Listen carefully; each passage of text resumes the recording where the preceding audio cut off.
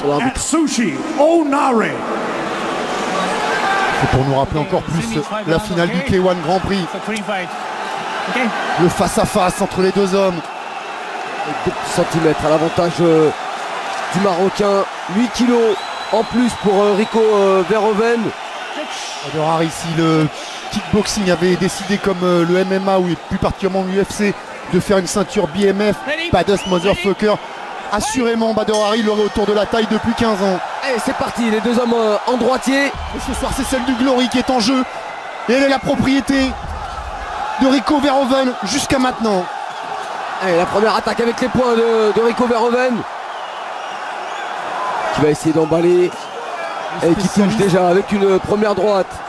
Les spécialistes étaient d'accord pour dire que les débuts du combat seraient à l'avantage de Bader Hari. Mais où en est Bader Hari?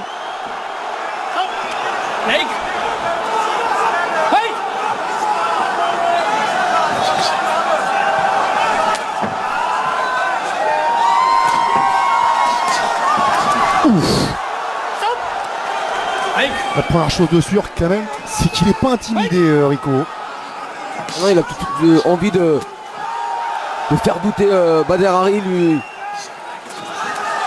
Il place des attaques en ligne basse, c'est bloqué cette fois. Et la droite de Bader Hari.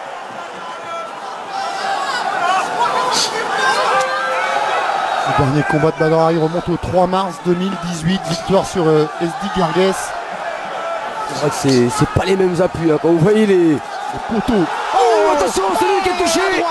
Il a été complètement sonné, Rico Verhoeven. Et le voilà, le knockdown dans les 2 premiers rounds. Et c'est pourtant Rico Verhoeven qui a déclenché le premier, qui a essayé de mettre la pression sur Bader Hari. Et attention derrière. En restant très très calme, il a réussi à placer cette droite qui a déjà fait beaucoup de dégâts chez ses adversaires. Bader Hari qui accélère maintenant. Et Rico qui va gagner du temps pour essayer de récupérer. Et encore une longue minute à tenir.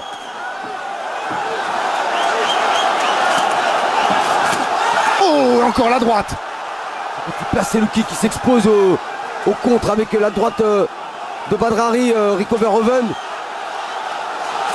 Et voilà, encore derrière l'esquive, il arrive à bien retomber. Et là on sent, hein, c'est Rico Verhoeven qui cherche à s'accrocher, qui refuse l'échange en points. Il n'a pas encore complètement récupéré le champion. Ça avait mal démarré déjà dans leur première rencontre où Bader Hari avait l'avantage dans les premiers échanges, mais peut-être pas à ce point-là. Attention à ce niveau, avec des combattants comme ça, tout peut s'inverser. Rico peut à son tour envoyer au tapis Bader Hari. Touché sous l'œil droit, hein, Rico déjà. Et c'est parti vite, hein, dans ce combat. Allez, le high kick pour Bader Hari.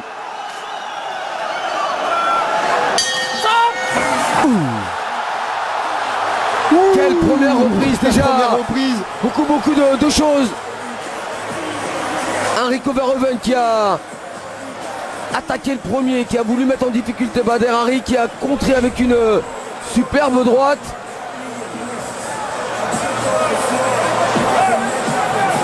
Voilà, elle arrive juste au niveau du menton, cette très courte droite de Bader Hari, même presque à la gorge.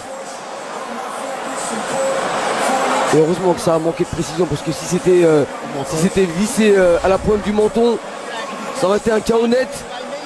Et déjà Bader Hari réalise et réussit ce que beaucoup ne parviennent même pas à imaginer, envoyer Rico Verhoeven au tapis.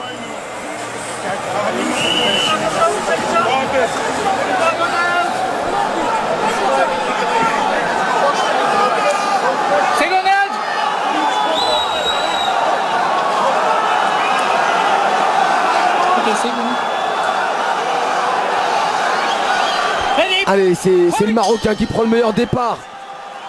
Il a déjà envoyé une première fois au tapis Rico Verhoeven. Là encore, il va presque plus être dans la position confortable du champion qu'on doit venir bousculer. Mais attention, il sait qu'il doit revenir. Et les appuis. Attention, c'est le crochet maintenant de Bader Hari. Et on sent que ça peut venir des deux côtés à n'importe quel moment. Il y a eu des championnats du monde de boxe anglaise qui nous ont énormément déçus il n'y a pas longtemps. Mais ce combat là, en pied-point, Là, vous avez pour l'instant il tient son rang. Vous avez deux montagnes face à face et ça recule pas, ça cherche vraiment le coup dur, ça s'engage, ça prend des risques.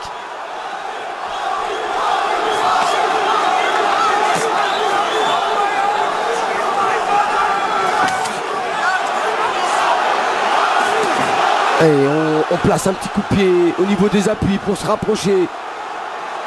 Mais ce que veulent vraiment l'un ou l'autre, c'est faire parler le power punch. Là en travaillant plutôt à l'intérieur, c'est Rico Verhoeven, l'autre en prenant l'extérieur avec ses larges crochets, c'est Bader Hari. Et il passe en garde de gauche et maintenant Bader Hari place le retourné. Il avait pu lui placer comme il l'avait placé à Stéphane Leko. Mais enfin c'est pas le même gabarit, Leko qui était un des plus petits poids lourds à l'époque. Et Rico Verhoeven qui est l'un des plus puissants actuellement. Il a les points ce soir Bader Hari pour faire mal à Rico Verhoeven, il a peut-être un petit peu moins les jambes. Ouh, attention à ce coup qui arrive juste derrière le coude. Rico il est en train de démolir la jambe gauche de Bader.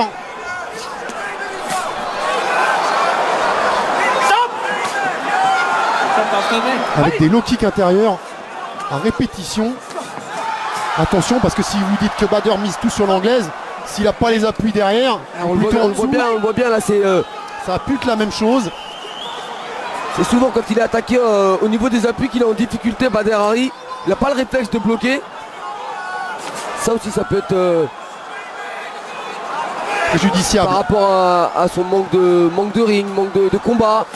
Il n'a pas automatiquement cet automatisme de bloquer les coups, de remiser.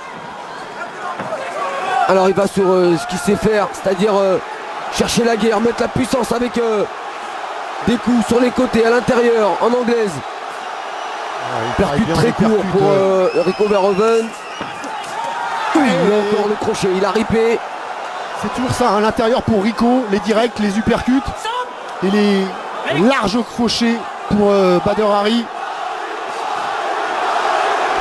Et la salle qui se réveille.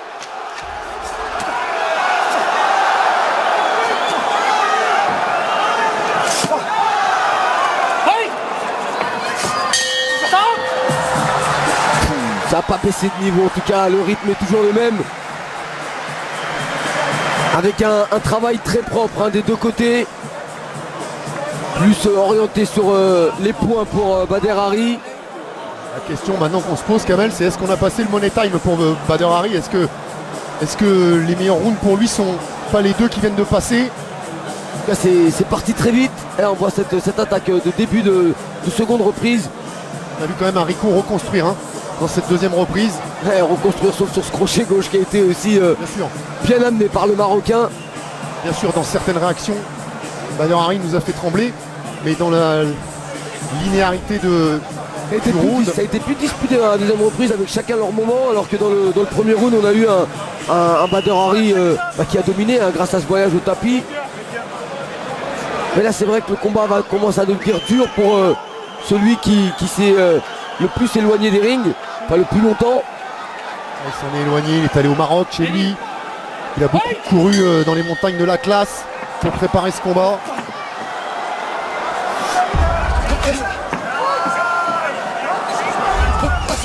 Et on connaît la faiblesse d'un combattant qui manque de ring, c'est-à-dire Et le deuxième voyage au tapis, on vous rappelle qu'il ne peut aller que 4 fois au tapis en synchrone. Faute de quoi, l'arbitre sera obligé d'arrêter le combat. il m'a fait mentir, je parlais de sa faiblesse qui venait des jambes, je le trouvais pas très bien en appui, mais c'est avec un high kick qu'il est venu encore une fois envoyer au tapis Rico Verhoeven, et ce high kick à la façon Bader Hari qui retombe avec le tibia sur le sommet du crâne. Il n'y en a pas 50 des combattants qui peuvent envoyer Rico Verhoeven au tapis à 2 reprises dans un combat. Il n'y en a pas 150, il y en a même qu'un. Qu'est-ce qui s'est passé? Oh non, me dites pas qu'il s'est blessé. Oh, ça serait catastrophique. Ne me dites pas qu'il s'est blessé. Oh là là. Oh, c'est pas vrai, après le bras, c'est la jambe. On va attendre le ralenti pour voir ce qui s'est passé, mais est-ce que c'est vraiment la jambe? Qu'est-ce qui s'est passé encore? Voilà ce qui pourrait nous amener vers encore une opposition entre ces deux hommes, et encore plus aujourd'hui qu'hier. Ah, apparemment, visiblement, c'est la jambe